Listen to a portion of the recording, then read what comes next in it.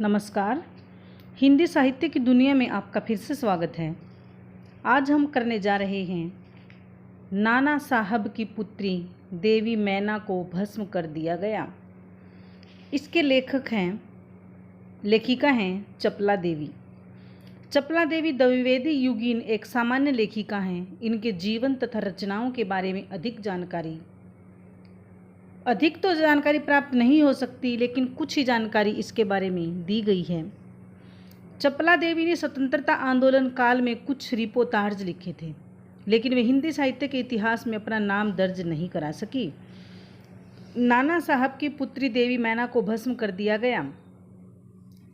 नाना साहब की यह पुत्री बहुत ही निडर और स्वाभिमानी लड़की थी, जिसने स्वतंत्रता आंदोलन में अपनी अहम भूमिका निभाई है। जिन युवकों ने देश की आज़ादी के लिए अपने प्राणों को न्यौछावर किया, निश्चय से गौरव और सम्मान प्राप्त करने के योग्य हैं। लेखिका ने मातृभूमि की स्वतंत्रता तथा उसकी रक्षा के लिए देश की युवा पीढ़ी को प्रेरित किया। और नाना साहब के बारे में तो आप सब जानते ही होंगे कि उन्होंने स्वतंत्रता संग्राम में बढ़ चढ़कर भूमिका निभाई और अंग्रेज़ों के मन में एक भय उत्पन्न कर दिया था। सन 1857 ईस्वी के विद्रोही नेता धुंधुपंत नाना साहब कानपुर में असफल होने पर जब भागने लगे, तो वे जल्दी में अपनी पुत्री मैना को साथ न ले जा सके। देवी मैना बिठूर में पिता के महल में रहती थी। तो कहाँ था उसका महल? बिठूर में। बेटी का नाम मैना। पर विद्रोह दमन करने के बाद अंग्रेजों ने बड़ी क्रूरता से उस निरीह और निरपराध देवी को अग्नि में भस्म कर दिया गया।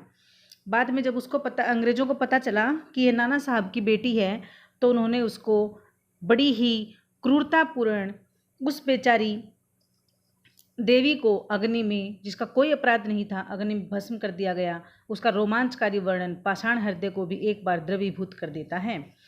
कानपुर में भीषण हत्याकांड करने के बाद अंग्रेजों का सैनिक दल बिठूर की ओर गया। बिठूर में नाना साहब का राजमहल लूट लिया गया, पर उसमें बहुत थोड़ी संपत्ति अंग्रेजों के हाथ लगी।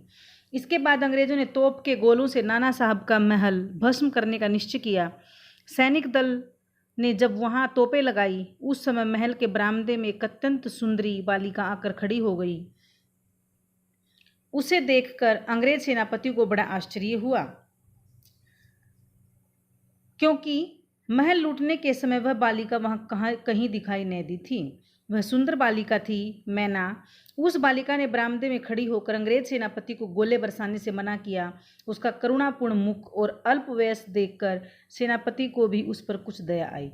उसका करुणापूर्ण और उसको कमजोर समझकर सेनापति ने उससे पूछा कि क्या चाहती है। बालिका ने शुद्ध अंग्रेजी भाषा में उत्तर दिया, क्या कृपया आप इस महल की रक्षा करेंगे? सेनापति, क्यों, तुम्हारा इसमें क्या उद्देश्य है? बालिका, आप ही बताइए कि मकान गिराने में आपका क्या उद्देश्य है? सेनापति, यह मकान विद्रोहियों के नेता नाना साहब का वास स्थान है।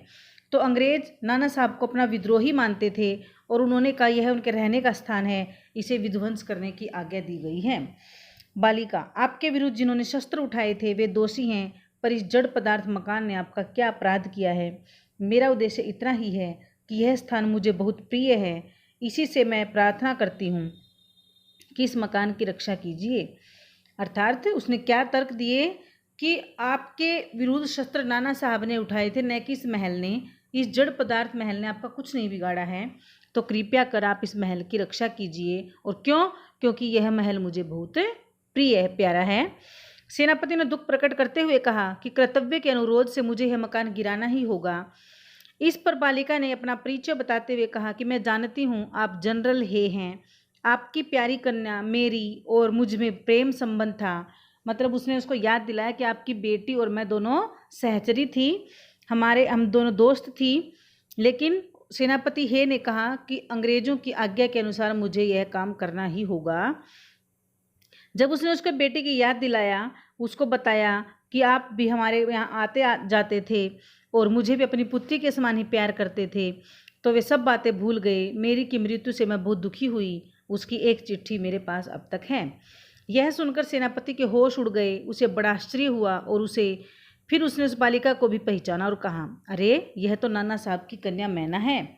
सेनापति हे कुछ क्षण ठहर कर बोले, हाँ मैंने तुम्हें पहचाना कि तुम मेरी की सहचरी हो, किंतु मैं जिस सरकार का नौकर हूँ उसकी आज्ञा नहीं टाल सकता, तो भी मैं तुम्हारी रक्षा का प्रयत्न करूँगा।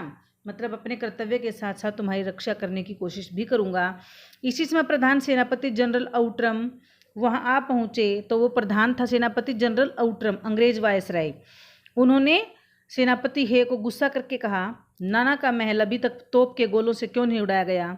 सेनापति हे ने विनयपूर्वक कहा, नम्रतापूर्वक कहा, मैं इसी फिक्र में हूँ, किंतु आपसे एक निवेदन है, क्या किसी तरह नाना का महल बच सकता है। जनरल आउट्रम, गवर्नर जनरल की आज्ञा के बिना यह संभव नहीं। नाना साहब पर अंग्रेजों का क्रोध बहुत अधिक है। नाना के वंश या महल पर दया दिखाना असंभव है। सेनापति है, तो लॉर्ड कैनिंग को इस विषय का एक तार देना चाहिए। आउट्रम, आखिर आप ऐसा क्यों चाहते हैं। यह महल विध्वंस किए बिना और नाना की लड़की को गिरफ्तार किए बिना नहीं छोड़ सकते। सेनापति है मन में दुखी होकर वहां से चला गया। इसके बाद जनरल आउट्रम ने नाना का महल फिर घेर लिया। महल का फाटक तोड़कर अंग्रेज सिपाही भीतर घुस गए और मैना को खोजने लगे, किंतु आश्चर्य है कि सारे महल का कोना कोना खोज डाला, पर मैना का कहीं पता नहीं लगा। उस दिन संध्या समय लॉर्ड कैनिंग का एक तार आया, जिसका आशय इस प्रकार था, लंदन के मंत्रिमंडल का यह मत है कि नाना का स्मृति चिन्ह तक मिटा दिया जाए, इसलिए वहाँ की आज्ञा के विरुद्ध कुछ नहीं हो सकता।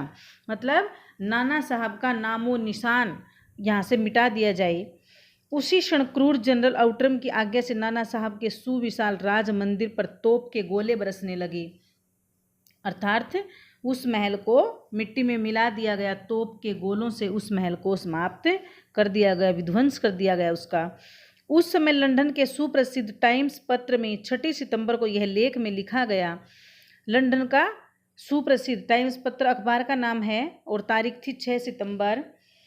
भारत सरकार आज तक उस दुर्दांत नाना साहब को नहीं पकड़ सकी, जिस पर समस्त अंग्रेज जाति का भीषण क्रोध है। जब तक हम लोगों के शरीर में रक्त रहेगा, तब तक कानपुर में अंग्रेजों के हत्याकांड का बदला लेना हम लोग न भूलेंगे।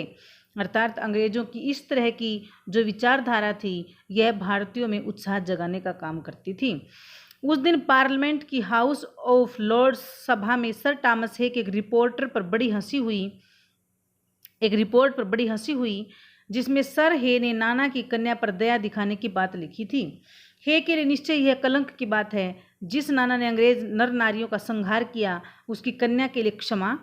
अपना सारा जीवन युद्ध में बिताकर अंत में वृद्धावस्था में सर थॉमस हे एक मामूली महाराष्ट्र बालिका के सौंदर्य पर मोहित होकर अपना कर्तव्य ही भूल गए।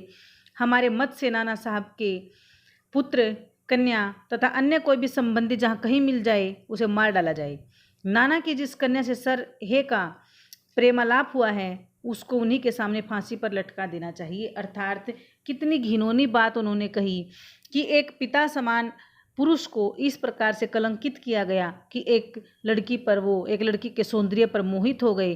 क्या किसी की मदद करना या बेगुनाह की मदद करना सिर्फ प्रेमालाप हो सकता है। मतलब यह अंग्रेजों की घिनौनी नीति थी और उनकी संकीर्ण विचारधारा थी जो इस प्रकार भारतीयों के प्रति कही जाती थी।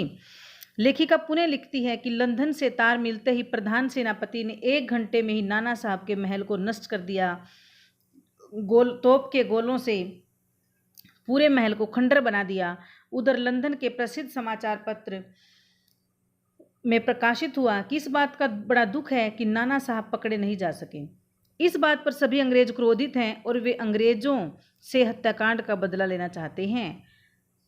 जब सेनापति हे ने नाना साहब की बेटी पर दया करने का प्रस्ताव लिखकर भेजा, तो उस पर आरोप लगाया गया कि अपनी वृद्धावस्था में बालिका के सौंदर्य पर मोहित हो गया और अपने कर्तव्य को भूल गया है। यह भी विचार दिया गया कि नाना के संबंधियों को मार दिया जाए और बेटी को फांसी पर लटका दिया जाए। सन 57 के सितंबर मास में अर्धरात्रि के समय चांदनी में एक बालिका स्वच्छ उज्ज्वल वस्त्र पहने हुए नाना साहब के भग्नावशिष्ट प्रासाद के ढेर पर बैठी रो रही थी। भग्नावशिष्ट प्रासाद होता है टूटा फूटा खंडर, जिसको तोप के गोलों से अंग्रेजों ने नष्ट कर दिया था, उसको बोलते हैं प्रासाद। एक होता है प्रसाद जो पूजा के बाद खाया जाता है, बांटा जाता है। प्रासाद होता है खंडर। तो उस पर स्वच्छ उज्ज्वल वस्त्र पहने हुए नाना साहब के प्रासाद के ढेर पर बैठी रो रही थी वह कन्या।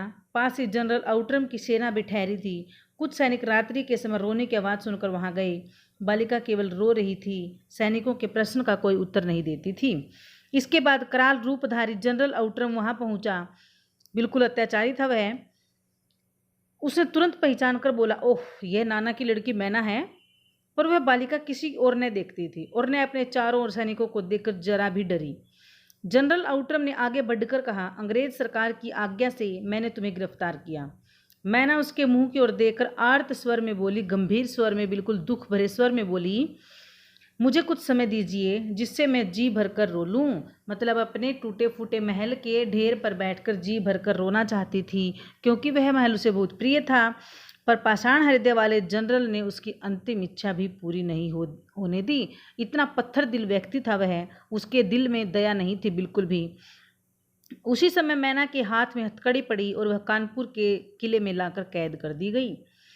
उस समय महाराष्ट्रीय इतिहास वेता महादेव चिटनवीस के बाखर पत्र में छपा, कल कानपुर के किले में एक भीषण हत्याकांड हो गया। नाना साहब की एकमात्र कन्या मैना धधकती हुई आग में जलाकर भस्म कर दी गई। भीषण अग्नि में शांत और सरल मूर्ति उस अनुपम बालिका को जलती देख सबने उसे देवी समझकर प्रणाम किया। अर्थात उस समय वह लड़की देवी के समान लग रही थी, बिल्कुल डरी नहीं थी, न ही किसी तरफ देखती थी। उसके मन में जो भावना थी और उसका जो साहस था वो देखते ही बनता था। अर्थात इस प्रकार की खबरें छापकर जो संवाददाता होते थे और जो प्रकाशक होते थे और जो लेखक, कवि, इन सब ने आज़ादी के आंदोलन में अपनी अहम भूमिका निभाई है। अर्थात जरूरी नहीं है कि लड़ने वाला ही आज़ादी के आंदोलन में अपनी भूमिका निभा सकता है। कवियों, लेखकों ने भी अपनी लेखनी के चमत्कार से आज़ादी के आंदोलन में अहम भूमिका निभाई है। उन्होंने अपनी लेखनी से वो कर दिखाया जो जनता में जोश की भावना भरता था। स्वाधीनता आंदोलन को आगे बढ़ाने में इस प्रकार के लेखन की क्या भूमिका होती है। उस समय भारतवासी देश को स्वाधीन